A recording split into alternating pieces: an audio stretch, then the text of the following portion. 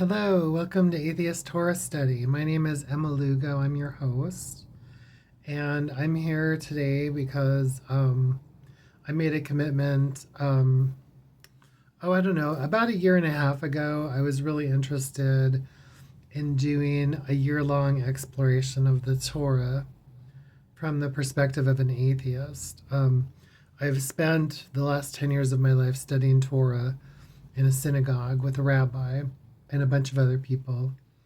And I've been an atheist the whole time. And I don't find a lot of atheist voices in religious traditions. So, which is obvious. I mean, it's obvious why there's not atheist voice. Well, it should be obvious why there's not atheist voices in religious traditions. But at the same time, I think that there's actually a really valuable place for atheist voices in religious traditions. I mean, there's already lots and lots and lots of religion in atheism because atheists, oh my God, we just love sitting around bashing religion, talking about religion, deconstructing religion, deconverting from religion. But it all seems to go one way. And once we end up as atheists, which happened to me when I was 18, then there's no place else to go with it. Because atheists, we don't have any traditions. You know, we don't have we don't get together to celebrate our our identities. We don't have holidays. You know, we don't really, I mean, except for Darwin Day, maybe. We don't really have any special writings. I mean, there's lots of writings that are written by atheists, but atheism is kind of presented as this neutral position. It's sort of presented as like atheism is sort of the ground. Like when you land on the ground, when you land on your feet, you've landed in atheism. But atheism is a narrative, just like religion is a narrative. I mean, and it's a story we tell ourselves too, in the same way that we tell ourselves religious stories. Because atheism is not the same thing as science. That's why there's Christian scientists, Jewish scientists, atheist scientists, Muslim scientists. Because science is not the same thing as religion. Science is a method. Science is a method for investigating the nature of observable phenomena. Atheism is the denial or the lack of belief in a god or a divinity. So they're very different things. I mean, probably most scientists are atheists, but not all scientists. And of course, you know, the inverse of that is, you know, you can't, there's no inverse to it. Like, not all atheists are scientists. Atheists are also revolutionaries, they're heads of state. Atheists are even Unitarian ministers, I think. There's like an atheist minister who just became like the chaplain of some college or something. I can't remember what it was. Atheists were artists, were common laborers. You know, there's all kinds of atheists, but I mean, being an atheist is not the same thing as atheism isn't the same thing as science. And in atheism, we don't really have a lot of traditions. You know, one of the big draws of religion is that it has a tradition, it has a history, and it has, you know, days of celebration, and it has ways of people gathering, and it has sacred texts, and it also kind of explains the world. Of course, the big problem with atheism is that just because we're atheists doesn't mean that we explain the world. We've looked at the garbage pile of religions around the world, and we've decided, oh, This is a big pile of garbage. And it doesn't do anything to actually explain anything to us. And so that's why we're atheists. Now I'm looking at this and I'm looking at that garbage pile of religion and I'm saying, hey, there's actually something in there. It's really interesting. You know, let's talk about it. Because if like 6 billion people on earth practice some kind of religion or identify with some kind of religion, and if human history is littered with the religious texts of previous cultures, then religion must have really meant something to these people. It must have meant something very special because they were willing to spend their entire lives ensconced within these rituals that gave their lives meaning and helped them feel a sense of place, among other things. So I think that for me as an atheist, I mean, I'm really interested in religion because I want to know why people care about God. I want to know what people think God is. And I want to know what they expect of themselves in relationship to their idea of God. And I also want to ask a lot of questions too. Like, I want to ask, is God the same from one God to the next? So, like, and even within tradition. So, is the God of modernity the same God of the Middle Ages? Is that the same God of, like, the Second Temple period? Is the God of France the same as the God of America? Are these gods and the God of Israel? I mean, are these monotheistic gods the same God? Or how does the God change? And also, I want to look at ancient cultures and I want to ask questions about that too, because there's a lot of assumptions people make about the gods when they're talking about them. Like, on the one hand, I mean, the little icons that are supposed to be symbols of the gods in the ancient world and the pantheons of gods. What were those? How is that different? I mean, on some essential level, is there anything different about the idea of a god that's an icon, like Osiris or something like that, and the idea of God as a burning bush or as a pillar of fire or whatever, or as an abstract concept?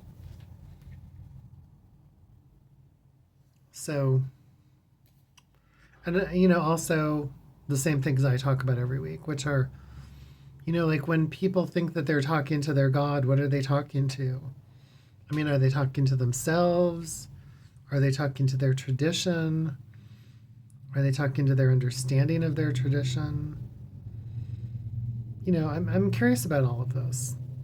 Part of me is curious about it because until I was old enough to think on my own, I believed it. And once I was old enough to really think on my own and really, which I guess happened for me quite late. I mean, I didn't become an atheist until I was 18. But once I was able to really deconstruct religion and analyze it in a way that makes sense to me, then it was really easy for me to start to think about these questions. And I mean, my own personal testament is I became an atheist because I didn't have any option. I mean, I studied the texts, I thought about what I had been trained in, and all of a sudden, poof, God just disappeared. The divine disappeared, and it was replaced by all of this text and all this information, all these traditions. But I never left any of these conversations about God because when I was younger, I had a very religious brain. I mean, I clung to religion because re-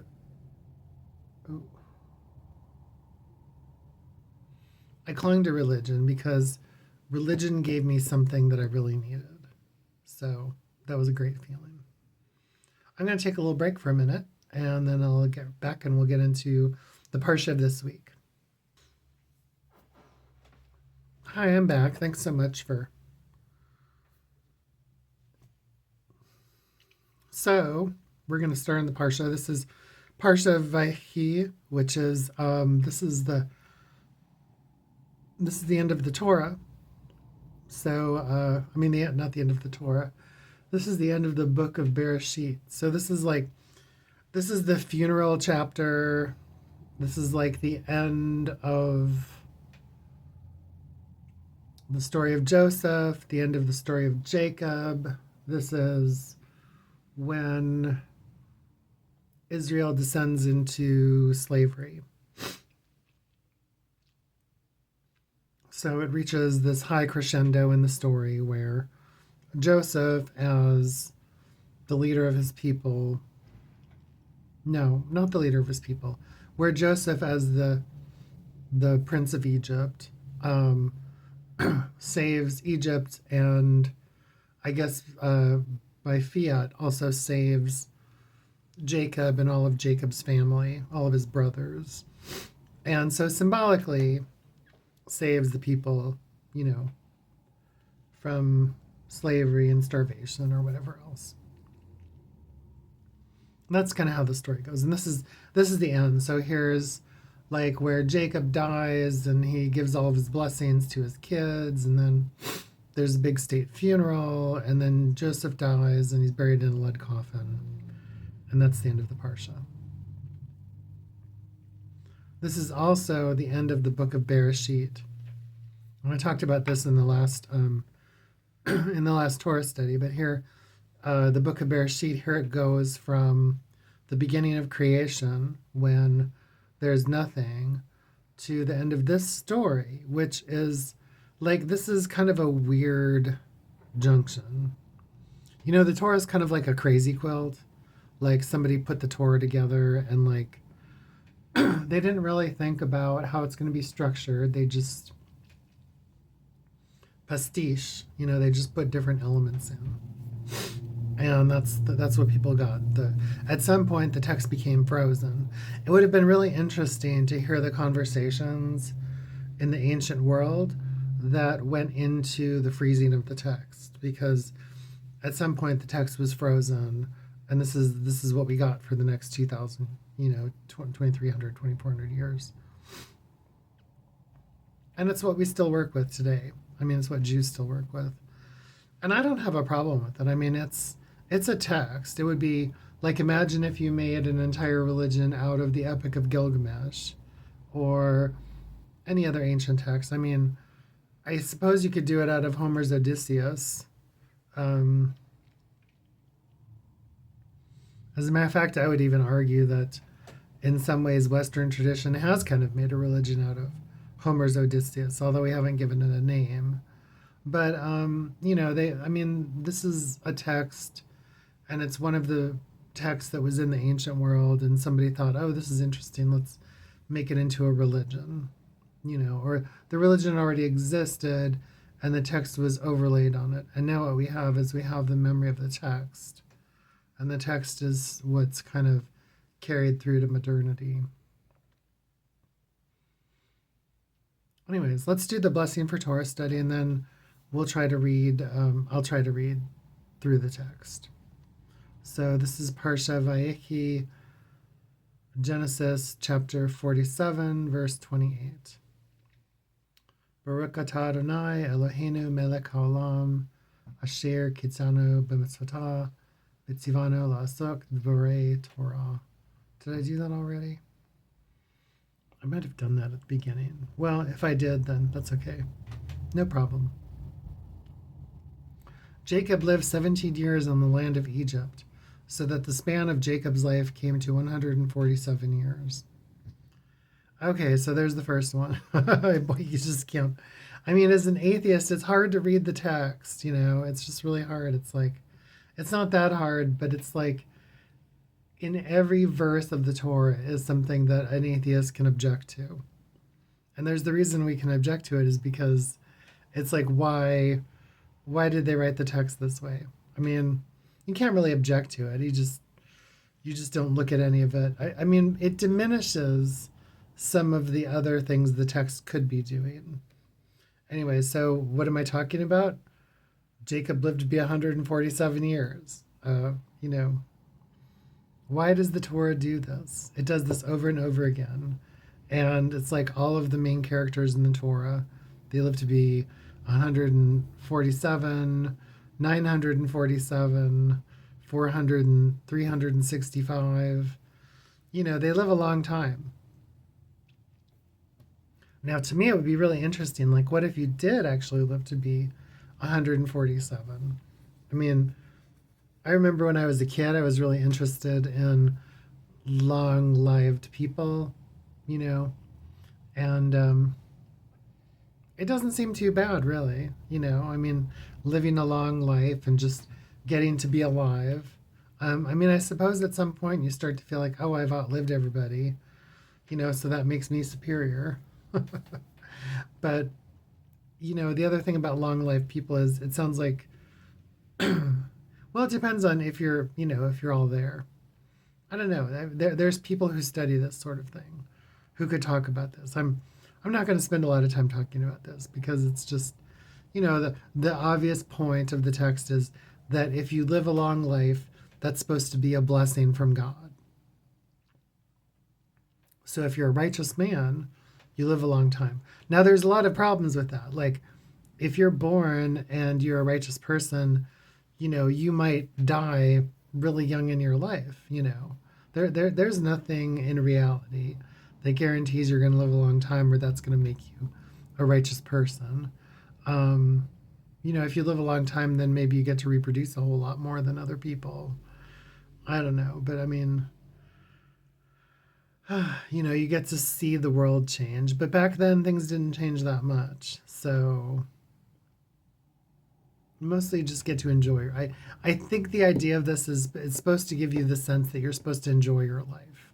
You know, like Jacob got to enjoy his life because he lived a long time. Like when he was 130, he moved to Egypt. So like he didn't even realize that Joseph, his youngest, was alive again until he was sometime in his 120s, you know, or 100 teens, I guess. And so you can make a lot of jokes about this, but I can't because I'm not a funny person. Anyways, let's go on. Verse 29. When the time approached for Israel, that's Jacob. I don't know why the Torah moves back and forth between like calling somebody him Jacob and Israel because he has these two names. I think it's that they're kind of conflicted. Like the writers were like, well, he's got two names, so I'm going to use both names.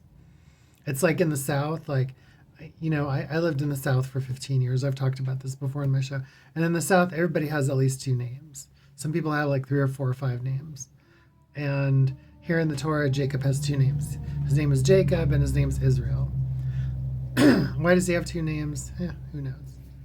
Because he wrestles with God. But why didn't they also name him for him who did not abandon his son, or he who had 12 children, or he who crosses back and forth between the land of Egypt and the land of Canaan, he who crosses over, you know? Why doesn't he have like 10 names or something? Or he who, I don't know, Israel is supposed to be the founding of the nation. Anyway, so that's Joseph. I mean, that's Jacob. Sorry. Verse 29. And when the time approached for Israel to die, he summoned his son Joseph and said to him, do me this favor. Place your hand under my thigh as a pledge of your steadfast loyalty. Please do not bury me in Egypt. So here's this is, I feel like this part of the Torah is kind of a dramatic setup for the next part of the Torah, because the whole next section of the Torah is going to be about the big conflict between the Israelite slaves and the, you know, and the Pharaoh and the, you know, and the Egyptians. So it's like, it's in some ways the story of Joseph's a kind of setup for the story of the Exodus.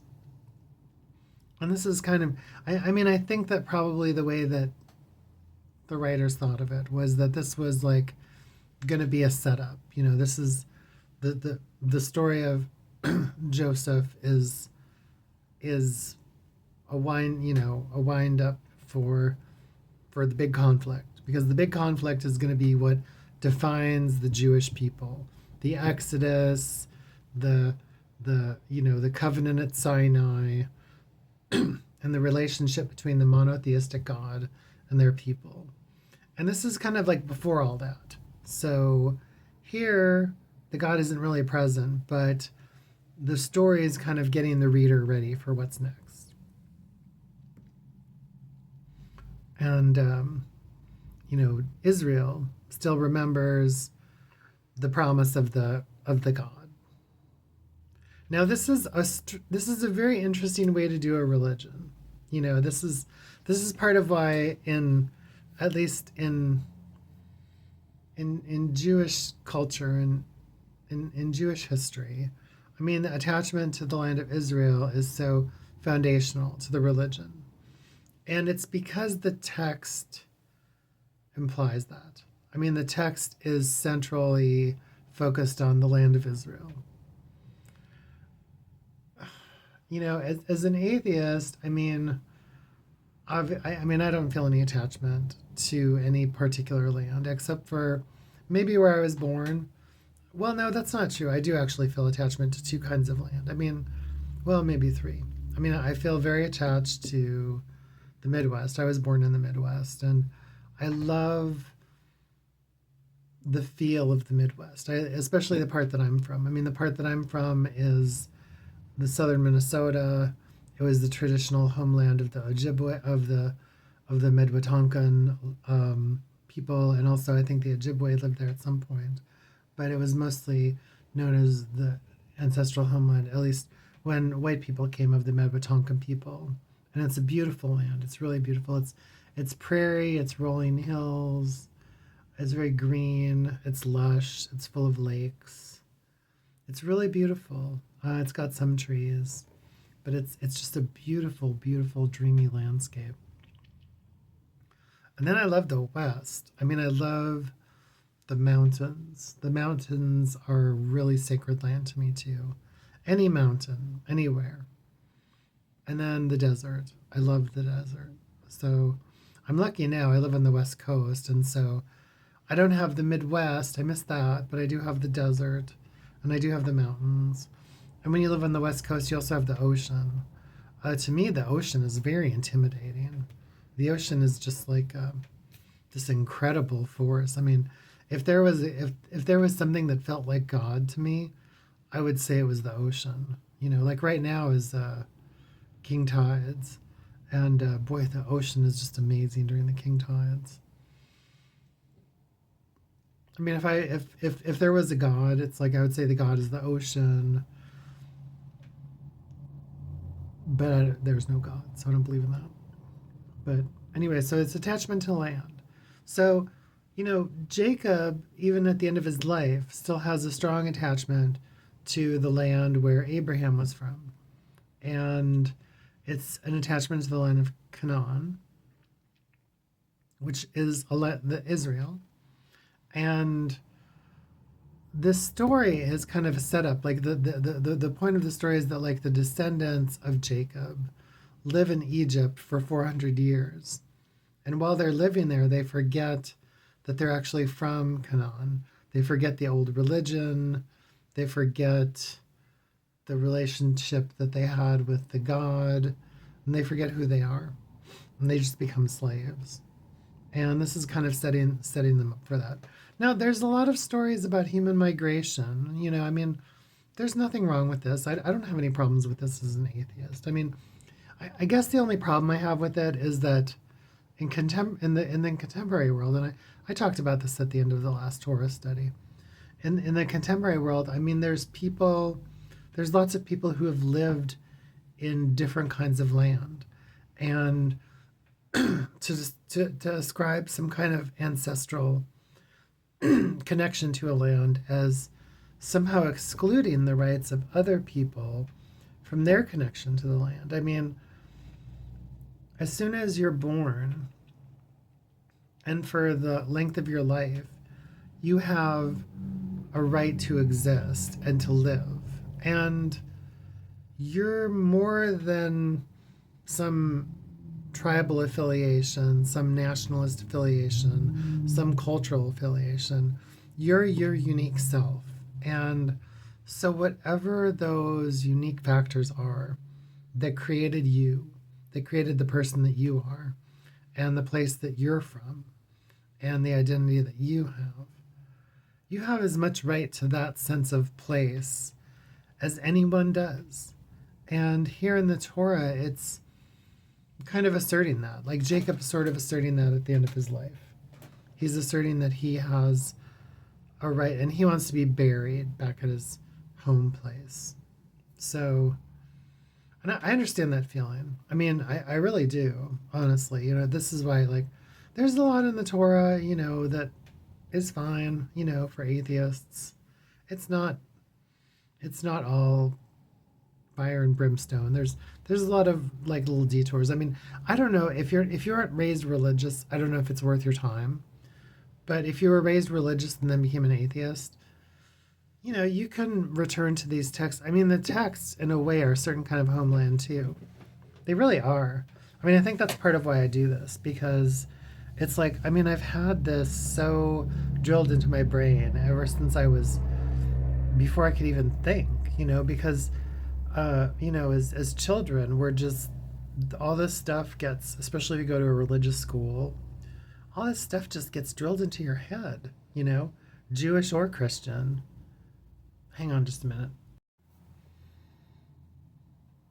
Anyways, you know, I think that for me, there's something similar here. I mean, I think that when you've had religion indoctrinated in your mind, I mean, your head is a place. Your head is really the only place.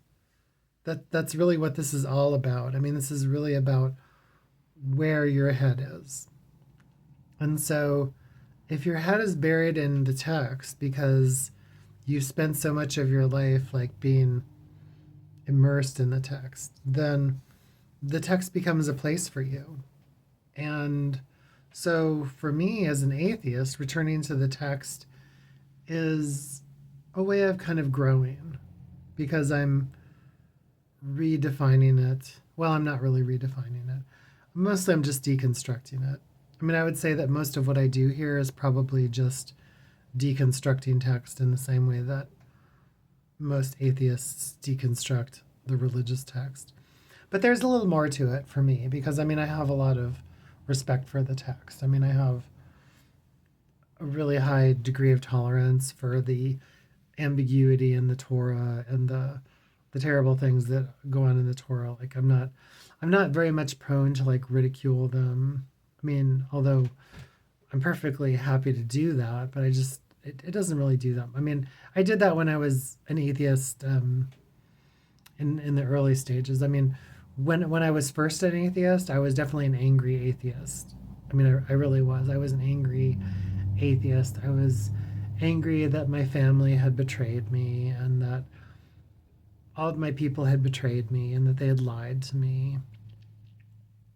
And that was really hard to deal with. I mean, this sense that you've been brainwashed, that you've been denied the possibility during the formal stages of your life to have a more significant understanding of what the world is. Um, and so, in a way, like your own development as a human being has kind of been stunted. That made me really angry, and there's some things I still haven't gotten over about that. I mean, there's some things I can't ever really forgive about being raised religious. I can't forgive all of the religious people who ever stuffed their ideology down my young, impressionable brain. I'll never really be able to forgive all of those people. And there were so many of them. And they all said the same variations on the same things. And I don't know why they did it. I don't know why they did it. I mean, I guess they did it because they were insecure themselves, or no, I don't think it was that they were insecure. I think they did it because they believed it. You know, I think they believed it and they just, that's what they believed. And there was only two ways to live in the world: either you believe something or you don't. It's like in Fiddler on the Roof.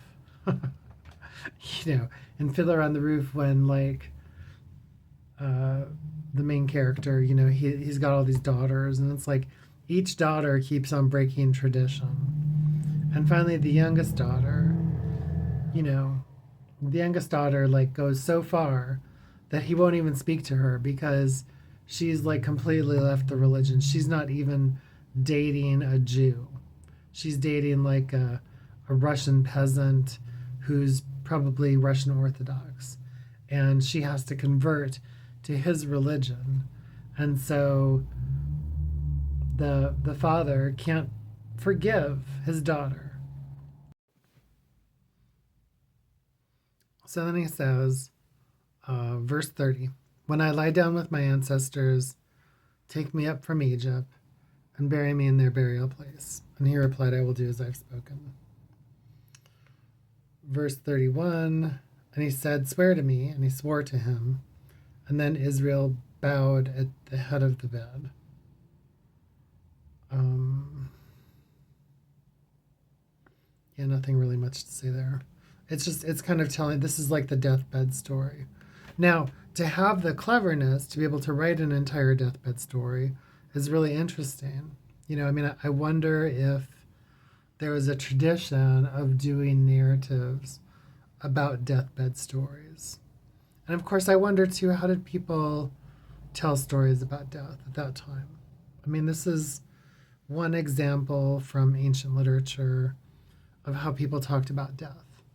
And we're not going to get to it, so I'm just going to share. I was in my Torah study, I was asking the question, like, why do we care so much? Why do people care so much about where you put a dead body? And I was basically making the claim that in Jewish tradition, at least my understanding of Jewish tradition, is that it doesn't really matter that much where you put a dead. Well, no, not that. Jewish tradition is not that obsessed with what you do with a dead body. There's a few rituals. In Judaism, you have a really quick burial. You get everybody together. You have to have, a certain number of people to properly mourn with somebody.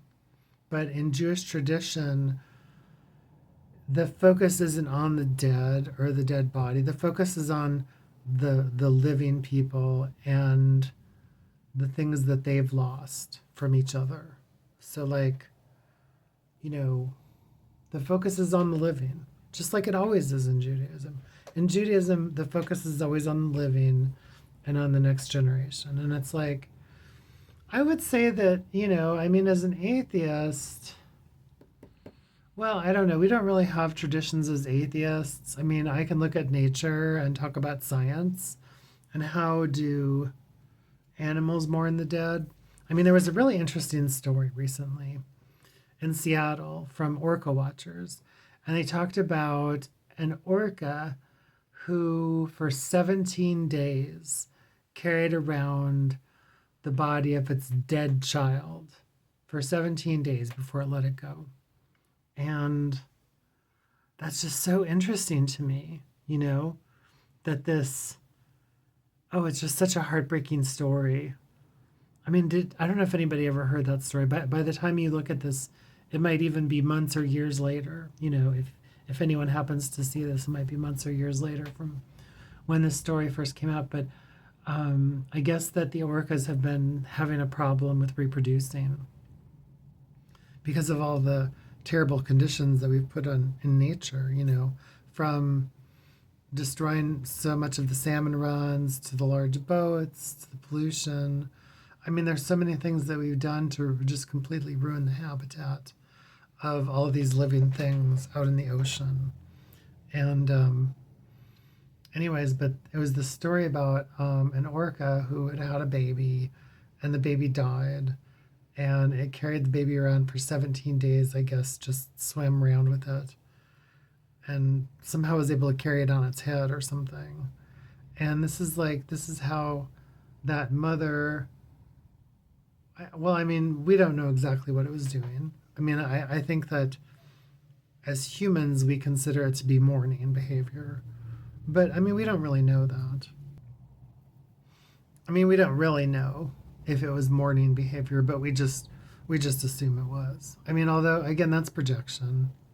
We project all kinds of things on the animal world all the time, and maybe that's another one. But we know that we as humans mourn the dead, and it is important to have rituals to grieve the dead. But as an atheist, I mean, I would say that our dead bodies don't really matter that much, and we really don't need to do much with our dead bodies. I mean, if there's going to be any meaning in life, I mean, I guess for me, this is the part that's atheist. I don't know if it's really Jewish or not. I mean, maybe I project onto Judaism what I feel about my own atheism. But I mean, I really feel as an atheist that if there's going to be any meaning in the world, it's going to have to be whatever meaning you have in your life with what you've done with your life. And that's going to have to be your meaning. So, like, I mean, for me, my meaning in life was like if I'm thinking about the most significant things I could do in my life that really mattered to me, they were maybe two things. I mean, I spent my life working as an activist for social justice, and I did that for like 35 years. And I've been an artist that whole time too, and I've continued to be an artist. And so engaging with art and engaging with activism has been the things that are meaningful to me. And I have to I have to own my choices, and I have to carry that with me into death, because as an atheist, I don't believe that there is an afterlife or that I get anything out of living. I mean, what I got out of living was that I got to live, and I was lucky that I got to live. I mean, I think that anybody who's an atheist can, well, maybe they can't say it. Maybe that's a quasi-religious argument to even say that you were lucky that you got to live. I don't know. It could be. I mean, you don't have any choice about whether you live or not. I mean, for me, I guess I feel like I was lucky because I got to live, but that doesn't mean I'm really lucky. It's not necessarily a lucky thing to live. I mean, imagine how life was for people during the Holocaust or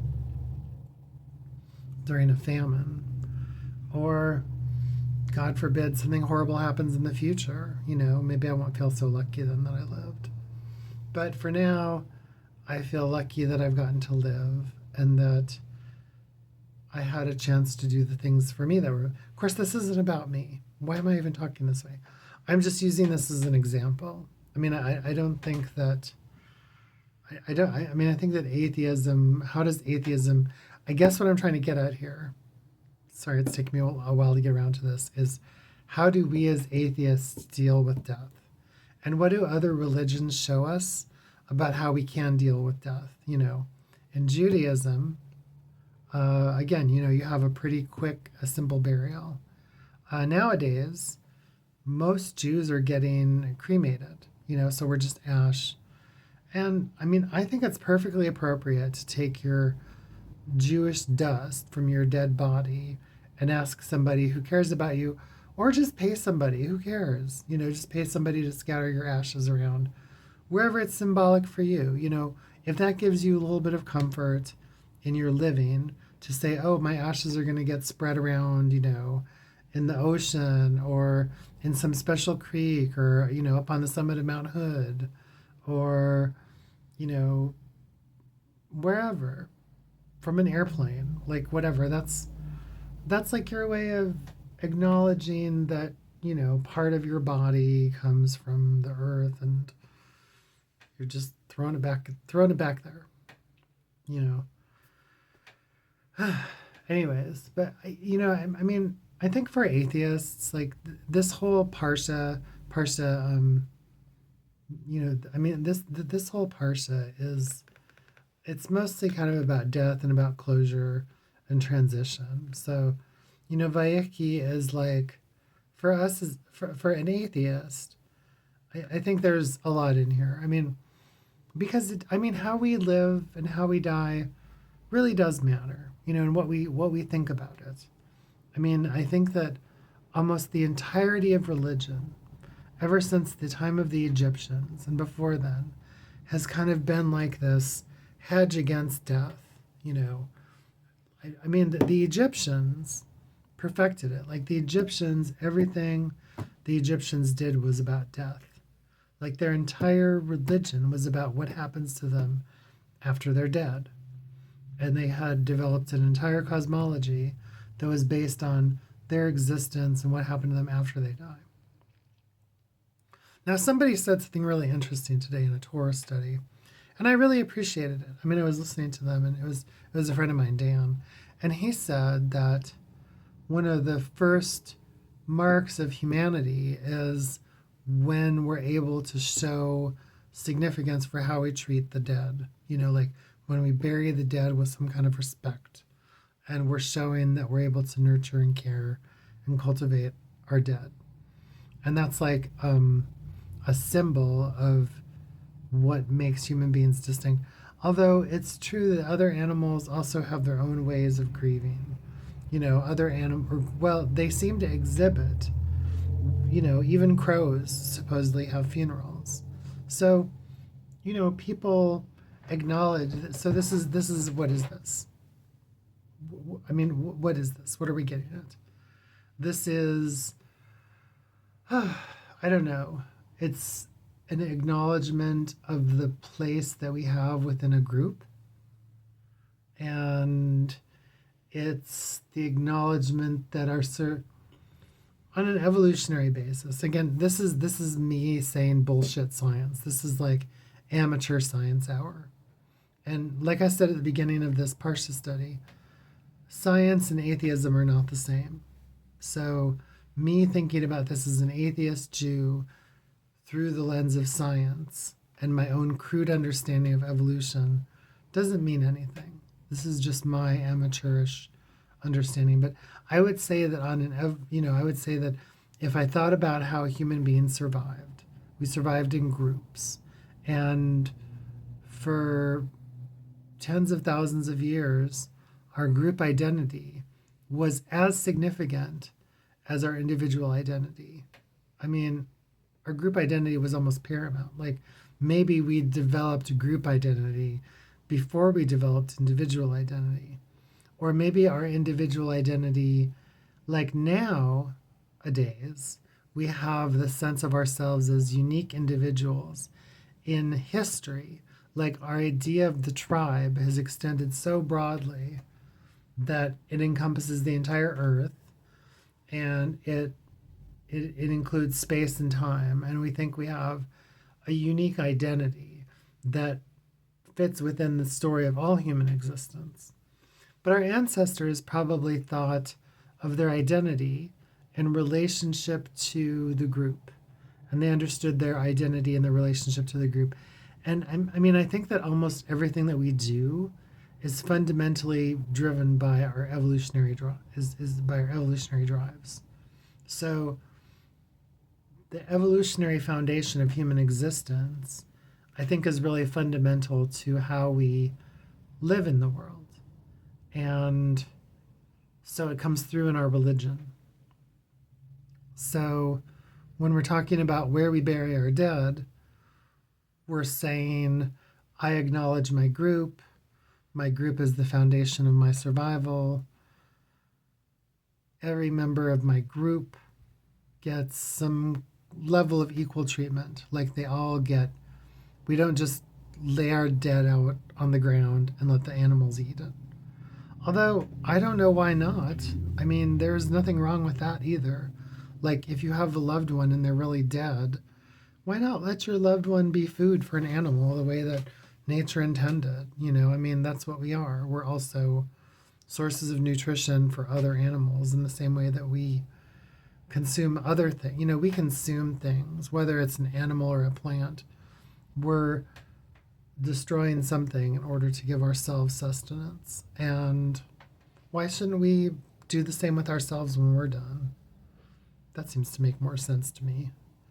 But anyways, we don't do that. We embalm our bodies and we stick ourselves in mausoleums, or we burn our bodies up, and burn away all the important stuff and just are left with a bunch of dust.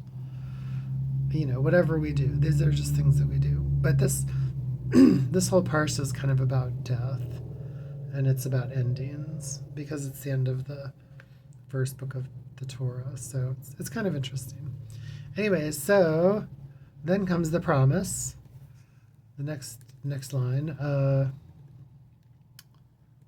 see. Chapter 48, verse 1. Sometime after, Joseph was told, "Your father is ill." So he took his 2 sons, Manasseh and Ephraim. When Jacob was told, "Your son Joseph has come to see you," Israel summoned his strength and sat up in bed. Jacob said to Joseph, "El Shaddai, the God of the mountain, the God of the breast, El Shaddai, who appeared to me at Luz in the land of Canaan, blessed me." So now he's kind of giving his end of life story. Oh, by the way, I just want to say something. This is something I always loved about Jewish tradition. Like in Jewish tradition, it's not really considered offensive, at least is my understanding. When somebody's dying, it's not necessarily a bad idea at that time for the dying person to tell their kid, "You disappointed me and you were a complete failure in my eyes." Because it's your last chance to speak truthfully. And if that's going to do your loved one some good, to tell them the truth for once, then you should do it. Because you're never going to get a chance again. So if you spend most of your life saving face to not hurt their feelings, right now while you're on your deathbed, this is a good time to do something different and tell them, "You're a miserable excuse for a son. You threw my youngest son into a pit and you let him die there, and I'll never forgive you up to my dying breath." Because you're almost at your dying breath, so why not? You might as well say it. Anyways, that's my understanding. I love it. Okay, so Jacob said to Joseph, "El Shaddai, who appeared to me at Luz in the land of Canaan, blessed me, and said to me, I will make you fertile and numerous, making of you a community of peoples, and I will assign this land to you, to your offspring, come for an everlasting possession." So this is supposed to reinforce the idea that, Israel belongs to the Jews. And it's this is what Jews have been saying for 2,000 years. And, that's great.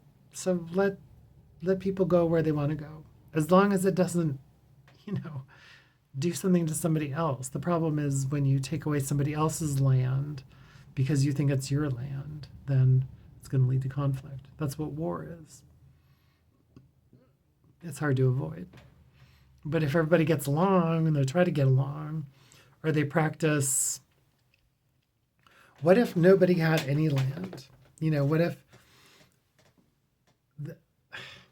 See, this is weird. Okay, this is a religious text, and it's steering us right away in the direction of having the same argument that's people have been having for 2,000 years longer.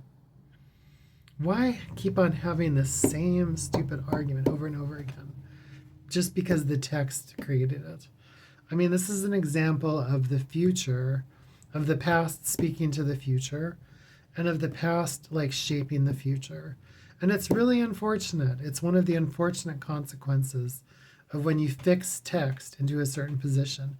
It leads to all of these unintended consequences. And here, the really unfortunate unintended consequence of this text is that it's led to this situation where, because the text said something, then that became a future expectation. Because people looked at the text and they saw the text in themselves. And any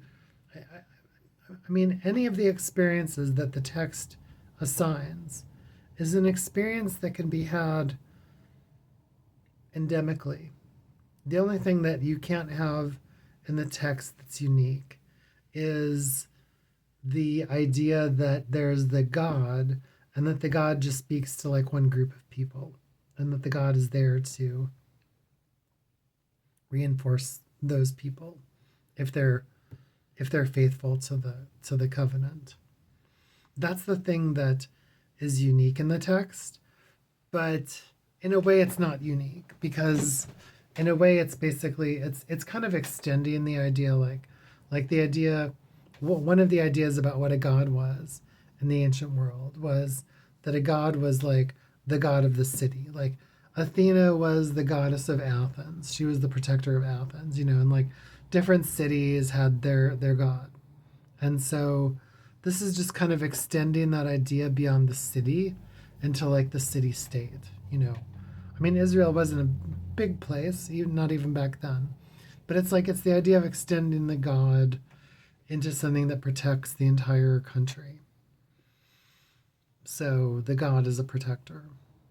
It's I don't so when in this series I've been talking about different ideas of God and what God means. I mean, I think that people definitely think that their God means that their God is a protector of their way of living and of their land.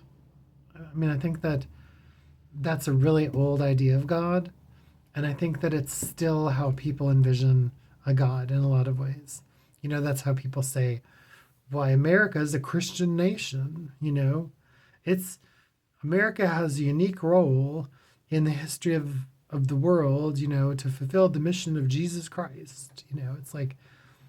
It's like Christian nationalism. This idea that America belongs to this God.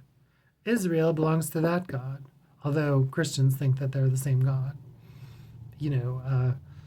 And here it's the same thing. It's like there's this God and there's this promise in the text.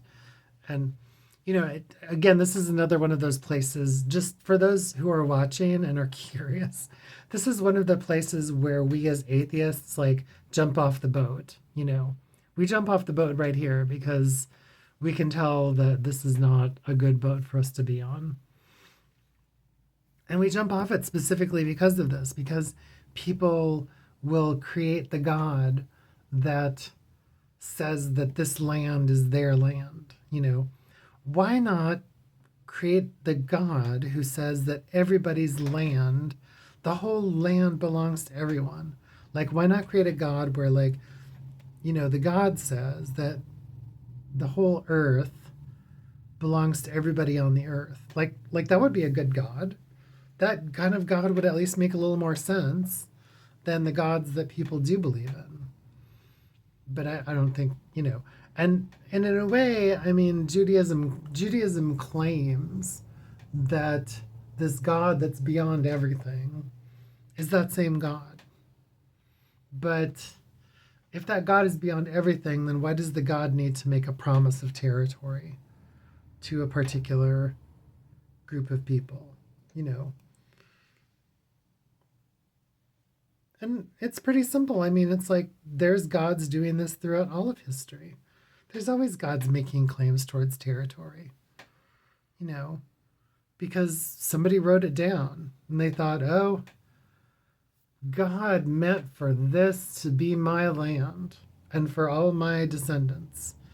This is exactly what God meant. That's why I've ended up here, because of God, and that's how it happens. So, anyways, I'm not going to get much further because I'm almost out of time. But basically, it keeps on going on, and Jacob mistakenly blesses the youngest before he blesses the oldest, and then there's some really nice poetry in here, and it's poetry. We always know poetry in the Torah because it's usually written kind of differently. It sounds older. It may not actually be older. It may just be written to sound older. But either way, it still gives that impression.